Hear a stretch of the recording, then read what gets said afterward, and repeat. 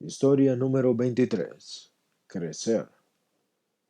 Nunca pensé que había algo malo en mi obsesión con las relaciones sexuales. Como adolescente me deleitaba en los sueños y fantasías de tener encuentros con personas a las que conocía. Encontrar un altero de revistas pornográficas en el buró de mi padre causó que mi locura aumentara.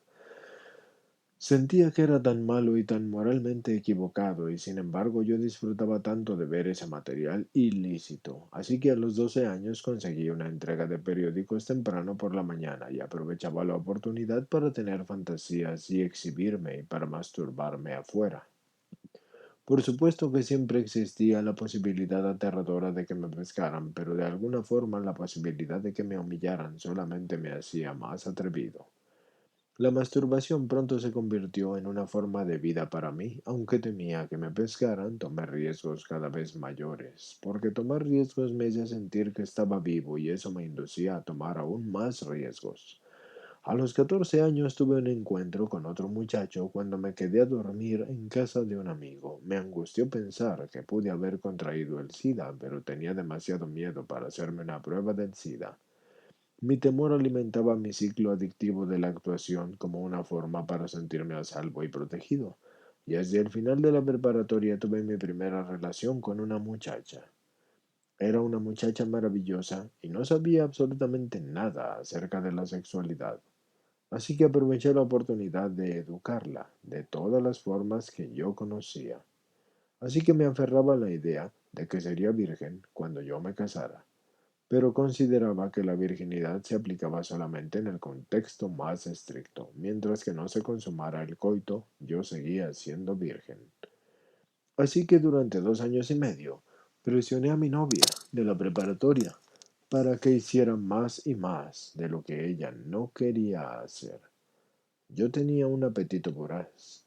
Estaba dispuesto a tomar riesgos que la atemorizaban a ella, tales como tener encuentros en la escuela, y después de un rato decidí que no había problema en complementar mi relación física con fantasías de otras mujeres, aunque yo me sintiera culpable por eso.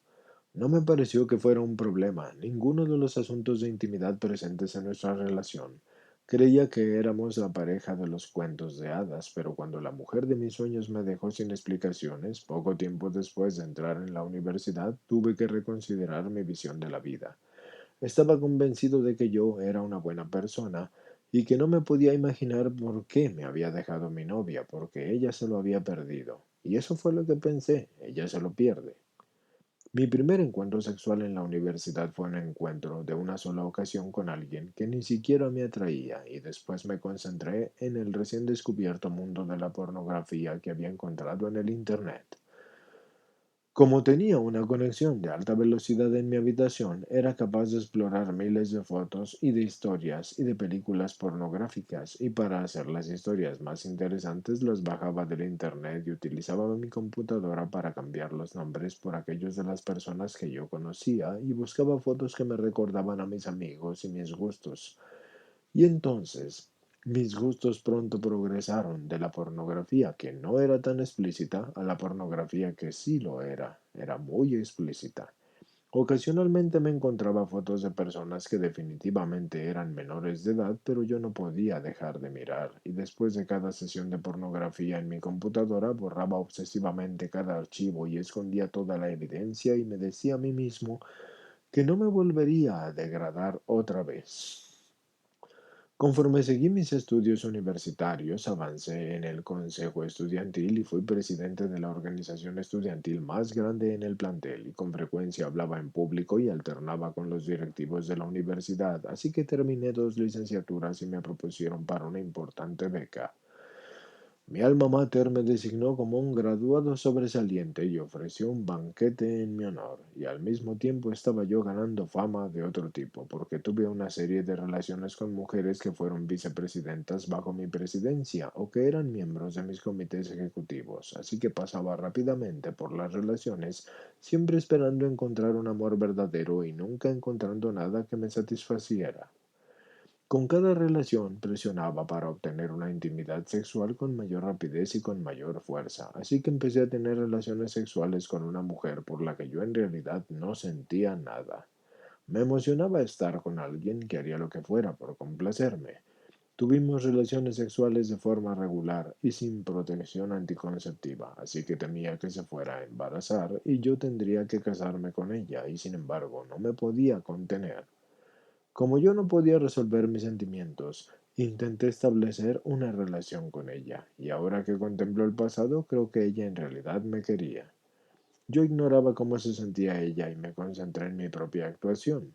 Igual que todas las ocasiones anteriores, mi fantasía no me llenaba en la realidad y pronto perdí el interés y constantemente pensé en serle infiel. Y mi obsesión con la pornografía creció. Tuve serios problemas con la depresión y la ansiedad y busqué ayuda de un terapeuta y de medicamentos para la ansiedad, y sin embargo nunca platiqué acerca de las relaciones sexuales con mi terapeuta, ni siquiera lo consideré, porque nunca fue una parte de mi problema. Me enamoré de otra mujer cuando aún seguía con mi novia y estaba en terapia, y sentí una conexión emocional con ella. Decidí que esta persona era alguien con quien me quería casar, y en este tiempo fue cuando las cosas empezaron a salir terriblemente mal. Yo no quería lastimar, ni obligar, ni presionar a mi nueva novia a que tuviéramos relaciones sexuales, porque en realidad la amaba y en realidad creía que me estaba portando como un caballero.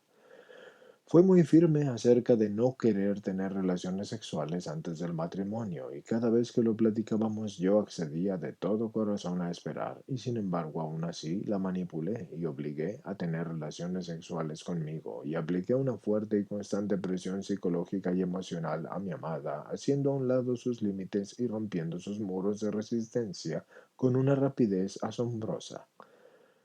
Inmediatamente después de acordar no presionarla, yo la presionaba y después accedía, resuelto a no hacerlo nunca más. No pasaba mucho tiempo antes de que la obligara a tener relaciones sexuales conmigo. Yo siempre pensé que las personas que tenían problemas con las relaciones sexuales eran personas malas.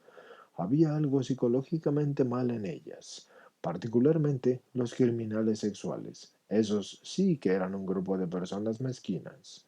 Siempre pensé que cualquiera con inteligencia y circunstancias decentes como yo podía evitar dichos problemas. Yo ni siquiera tenía infracciones de tránsito. Definitivamente no era capaz de cometer un crimen, pero recuerdo claramente el fin de semana que me pasé buscando en el Internet las definiciones de violación y no pude encontrar una sola definición de mis actos que no cumplieran esa definición.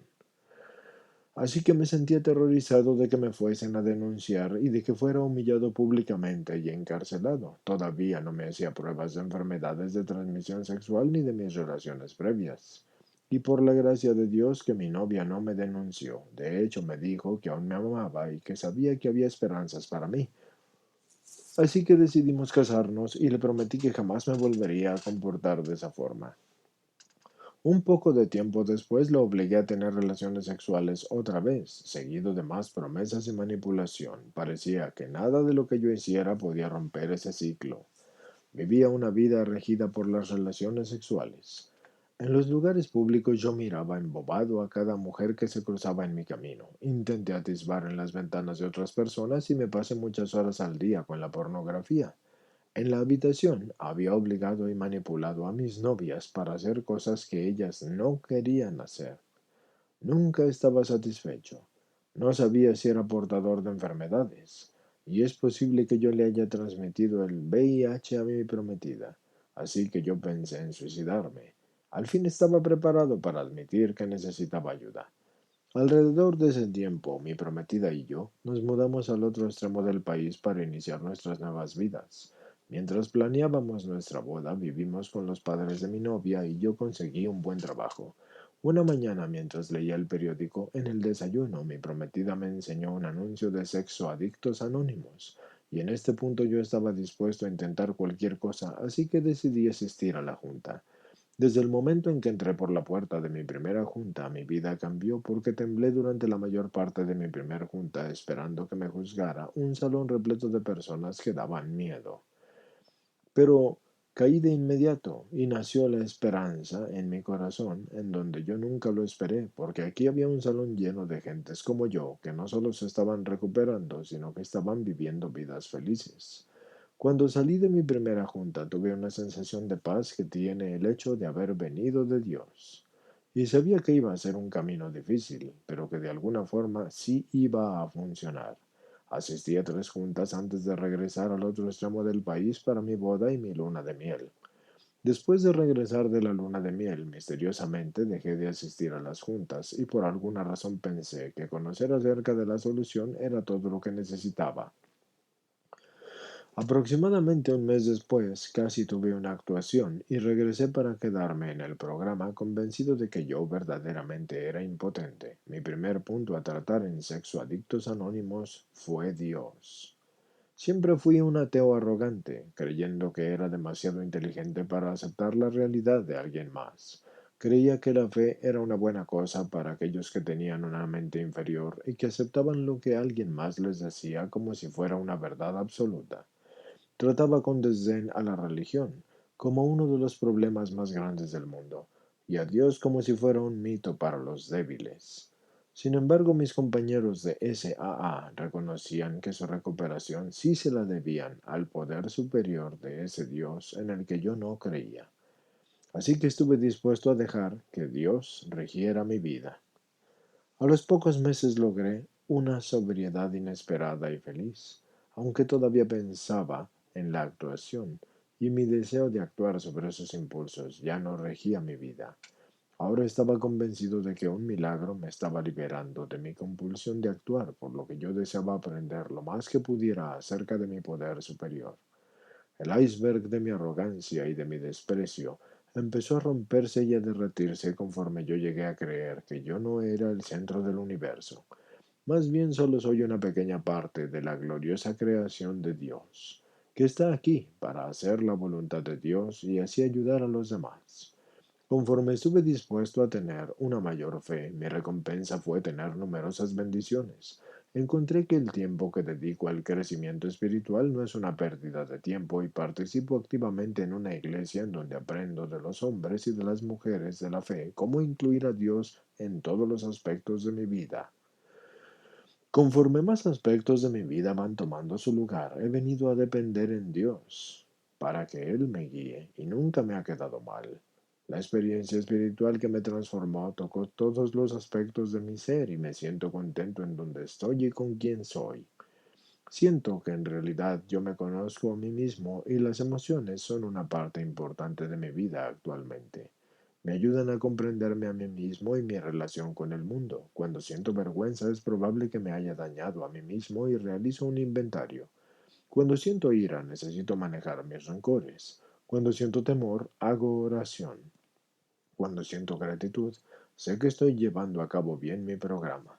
Yo me doy cuenta de que puedo escuchar y aprender de las otras personas hoy, y busco el contacto con personas en recuperación cuando me es posible.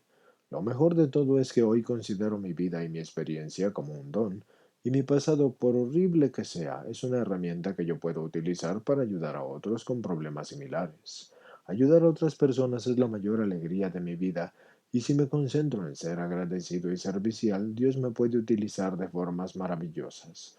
Hoy tengo más de 18 meses de sobriedad y mi obsesión con la actuación sigue menguando. Mi avance en los pasos en ocasiones ha sido lento y en otros rápido, pero siempre al paso justo que yo puedo manejar. Trabajar con un patrocinador me ayudó a contener mi arrogancia y mi egoísmo.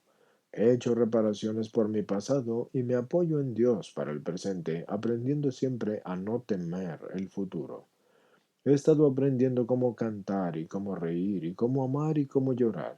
Paso a paso y día a día yo he encontrado la forma de crecer.